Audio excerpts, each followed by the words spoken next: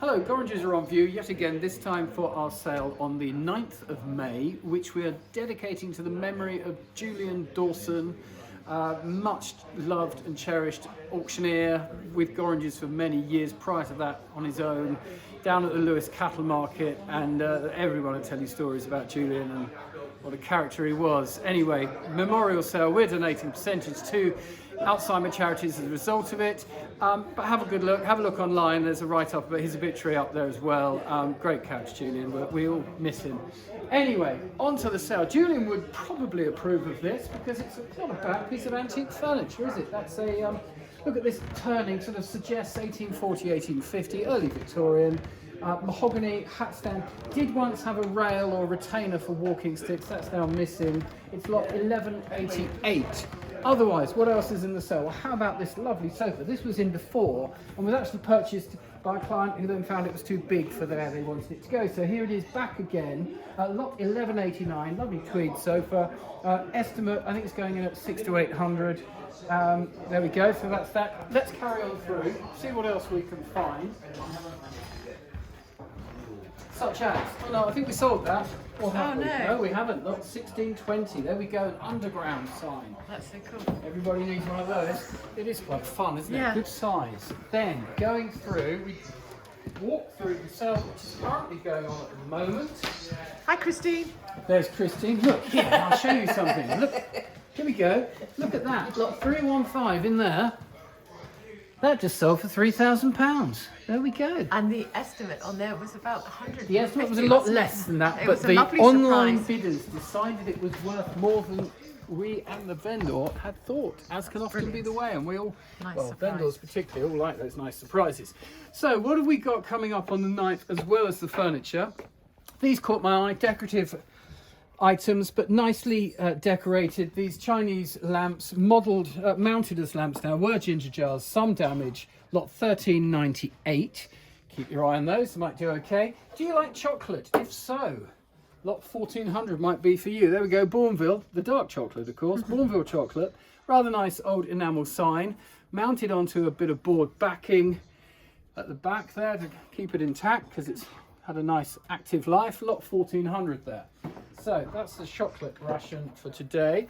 Otherwise, there are some nice little sort of ormolu and bronze bits and pieces scattered throughout the sale from an estate, such as lot 1461, where you get this sort of ormolu little, it doesn't open or anything, paperweight turtle or tortoise upon a marble plinth. With it, this rather nice bath-shaped inkstand or inkwell, double inkwell, with the original receivers, but no glass or anything else. What you see is what you get.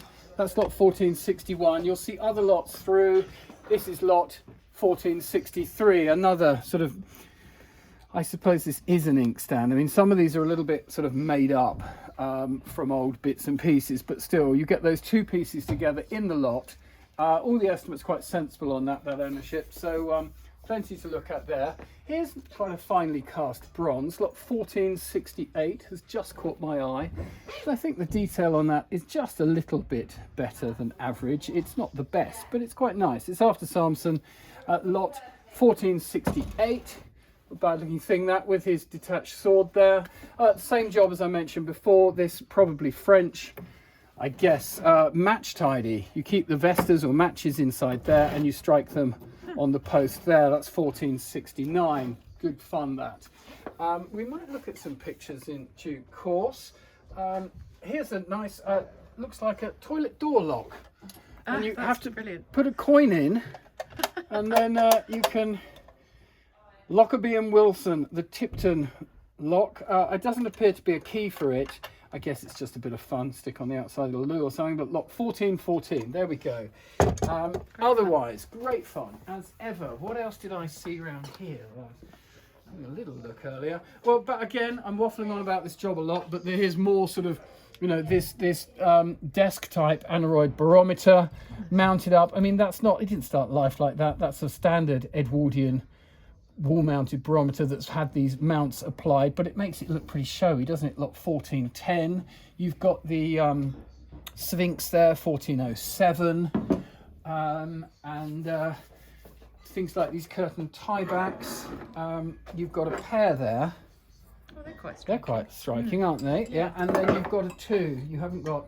They're a matched pair, should we say, as the others. So lot 1406. So it's sort of good stuff if someone's doing up a hotel or wants to sort of bling something up. Then there's all sorts of goody bits and pieces, and there's others right the way through the set. Here we are. There's some more tiebacks there. Lot 1381. A near set of 4. I mean, are the sizes different? No, the sizes are the same. So there we are, a set of 4. There we go. So lots of ormolu for you. On the counter here, what do we have? We have, here's a selection, a random selection of what's in sale. 1875 is a gents steel Omega, automatic Seamaster. Nice that. I mean, it's just got a good classic plain design. There's nothing blingy about it, but it's good design. It's a good quality watch. It's going, it's got a box. What more do you want? I don't know. 1875. Keep your eye on that one. We've done a lot of silver recently, but this caught my eye. What a whopper. Lovely big, what they call a basting spoon. And that is Georgian. Looks sort of early, 1750, 1740, might be earlier. Roger will have done it. 1842. Nice old crest there of a goat's head, if you can get that. A bit tricky in the light. Yeah. So that's a nice thing. Otherwise, coins. Dan said you can mention these coins. Greek coins, so I'm not supposed to touch them, of course, without my white gloves, but there we go. That's the owl, typically of Athens, I would say. That's lot 1622. The label says Attica, Athens, late 5th, early 4th century BC. Wow, how cool is that? So there's a few of those, and then there are some other, there's a Britannia, it says, something 1775. So Dan's catalogued those, lot 1625. Coins, if they're your thing, we've got them. Glasses, if they're your thing. There's a little collection here of antique cordial and other glasses. This is lot 1530. I like this one just because it's got the knop stem. It's got sort of multiple air bubbles in that knop there. It's got the bell-shaped bowl. Original foot. Doesn't look like it's been reduced or ground down. The prompt mark below. Nice just a nice sherry. thing. Yeah, nice big sherry glass. Lot 1530. Dan said... Someone's shuffled these all together. We pulled them out a minute ago. Lot 1819. He said, mention that. That's nice quality. It is, isn't it? It's Japanese, sort of Meiji period. That's enamelled silver. It is pretty. There's a bit of bashing being going on here, and probably elsewhere, but beautifully made on a stump base that looks original. So 1819. Something else to look at. And again, from the ormolu job. Almost certainly made up. I don't believe these started life together. The rather nice foliate mounts drilled, please note. Why would you have those drilled? You could have, I suppose they could have been lamps at some point. Seems unlikely to me. So associated parts made up together. The quality of the casting here does mean crisp, but these are a bit more fuzzy. And then you've got these nice aged old marble chipped bases. But overall, a good look with these sort of rather sleepy looking falcons. That's lot 1509. Again, modest estimate, so they're going to find their own level. Round the corner, well, here we are. This is a bit different. This is a costume design by Luzzati. Gosh. And if you know your theatrical opera costume designers, then Luzzati's not a bad name at all. This is Osmin, and that's an original collage with watercolor, gouache and pastel by the looks of it. I think we've got an estimate of 300 to 400 on that. That's lot 1685. Next to it, well, here's a bit of a curiosity. This is oil on canvas board. It's dated 1917, so First World War, and I assume he's Italian by these war medals. I don't think he's German. I think he's an Italian, but I could be wrong. Oftentimes I am. And it's signed here, Wilhelm Reckler, who may be the sitter. And then below it, we've got another name that is not a German word by the looks of things. But bit of a mystery lot that. Interesting. 1687. One for the research department to see if they can find more out about it. Otherwise, another curiosity here. Lot 1690. And this one, we've got some initials. JD. It's not Julian Dawson. He wasn't into art. He was into golf and things. But for the JD sale, there we are. And she looks like a bride to me, but surrounded by all these animals. Kind of fun. Got that sort of modern British quirky look to it.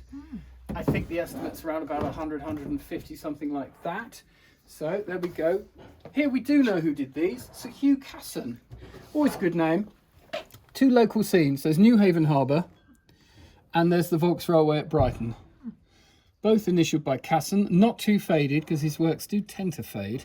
Bit of acid stain around the mount on Newhaven. Do we have nothing? Oh, a little inscription on the back. But there we are. Nice things those. I think those are in at 200 to 300, something like that. Otherwise, what else can I show you? Well, there's a decorative print that was admired by recently. Brian Murray, lino print, number 2 of 5. Don't think he's a big name at all, but just got a nice sort of fresh look. Colours. That is lot 1693, exactly, good colours. What else can I show you? Well, I've shown you quite a bit already. Ah, this one, here we go. I want to show you this. From the same lot. Now, door porters, what are they for? Well, they port the door, you know, they sit down and they stop the door from blowing open or what have you. But normally you've got to reach right down here to get your door porter. So this is much more sensibly tall and great fun. Look at that trident piercing the Regency style dolphin. It's of what age? Sort of indeterminate age. It has some age, that's for sure. Nicely made. Lot 1325. If you need a door porter, there's a goodie. So, all sorts of good things to look at in the sale. Art, metalware, textiles, ceramics. As ever, we've got the lot. Silver, jewellery, watches. So come along, have a good rummage. It's going to be a nice big sale because there's been a bank holiday jump. Will you be on the rostrum that day? No, I won't be on the rostrum that day. No. Because apparently Julian Dawson used to do 150 lots in an hour. We all used to do 150 lots an hour. That was easy. Julian Apparently could he do. was such a character. Julian could do more than that. He could do 180, 180, Really? 200. Yeah, he could really fly. I mean, those were the days where you had to get through. Sometimes you had to get through 1,000 lots in a day. So you didn't have the internet to slow you down. You had people paying attention in the room. Those were good times. So yeah, Julian was a characterful auctioneer with a commanding voice and what have you. Yeah, so no, he wouldn't have thought anything of a 700-800 lot sale. That would be a breeze. So there we go. Good old Julian.